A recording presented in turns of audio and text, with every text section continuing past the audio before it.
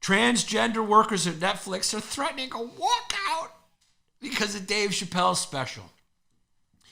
Which, if you watch the special, is like just honest and reasonable and comedy. You know, it's like,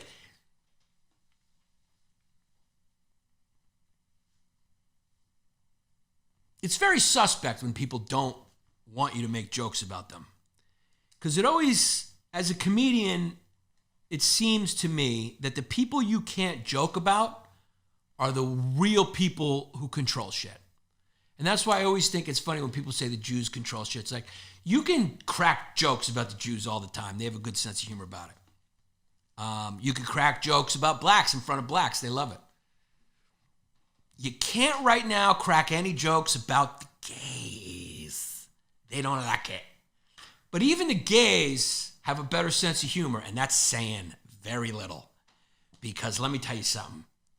I'm speaking specifically to lesbians. Probably one of the worst comedy crowds you could ever perform in front of. Lesbians are just kind of just a little, they're a little, College students, also horrible. Young people, horrible. So what does that mean? It means our country, as you know, our country is run by money. Who buys the most shit? Young people.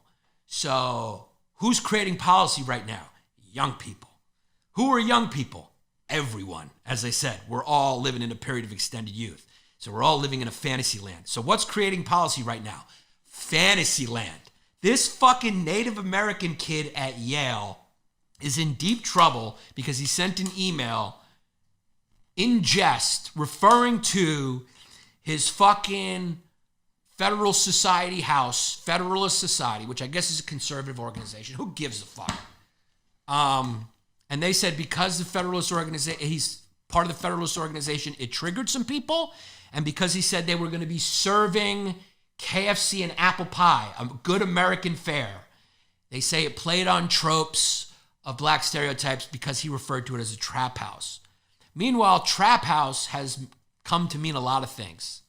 Trap house is slang for a dorm. It's a name of a socialist podcast called El Chapo's Trap House, which has been lauded and written about in the New York Times, New York Magazine, The Guardian, and nobody has a problem with that.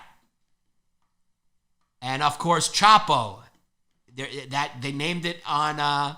They named their podcast after Chapo's Trap House. So this is what you call seeing what you want to see. The kid's Native American. Can you get a break, Native Americans? So this upset kids at Yale. Don't use the term trap house in your party invite at Yale in your private email, because now they're combing through everything. Ask John Gruden, who I'm not going to make a judgment on that, okay? You know, he was an analyst at the time. He was emailing people he worked. Apparently there's more emails coming out. Obviously, you know, he said horrible shit. Do I care? Me personally, he's a football coach. I don't care. But you know, if people care, if the football care, they can fire him. I mean, that's their fucking right. Whatever values they want to promote, that's fine. I don't give a fuck. Does he seem like an asshole? Yeah. Do I mind assholes? Not really. You guys have to understand, assholes are not the most dangerous people on the planet because you know what you're dealing with. Okay? It's the ones who tell you that they have a utopia that they're going to send you to. They're going to kill everybody. Stalin didn't come up and say, hey, what, guys, I'm an asshole. He wasn't fucking Dennis Leary singing a song, stealing Bill Hicks's persona. He was a guy saying, I'm for the people. I'm going to make everyone great and everything great. And then he murdered everyone.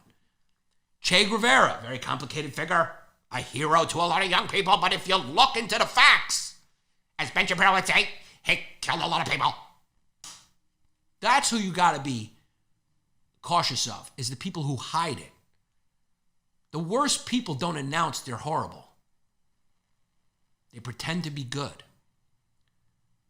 He also reportedly wrote, Goodell should not have pressured former NFL coach Jeff Fisher to draft queers in 2014. Not good. No bueno. Does anyone know another language I could say that in? Referencing Michael Sam. But, you know, he's an old school fucking football meathead. What do you think he's going to say? You think he's going to say it's great? He's an asshole. Should he lose his job? Probably.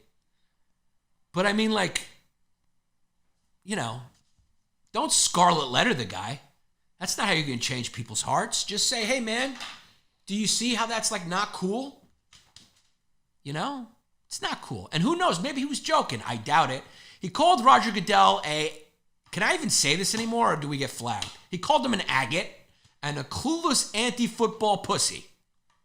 I know I can still say that word. We're really getting into that George Carlin territory where there's like words you can't even say on the internet anymore. The internet does not reward quality anymore. It rewards the same thing. When me and Jesse started, it was like quality. If something was funny and people shared it, boom, they sent it. Now it's like you have to do the same exact thing over and over and over again. So the algorithm can identify the type of content you are, and then they just send it to the people most likely to watch that content. So it's become very intellectually incestuous bullshit that people are consuming. Nobody gets a different opinion. You know what the algorithm should do? If there's some crazy racist watching all these racist videos, they should go, hey, how about this? And you send them a Martin Luther King speech. Send them the opposite. If you're watching Yanni Longdays, go, okay, enough of that about that. How about this? Nanette's podcast. I support that. And if you're watching Nanette for a long time, be like, okay, take a break. Now go watch Yanni's podcast. It should switch it up a little bit. The algorithm is bad news.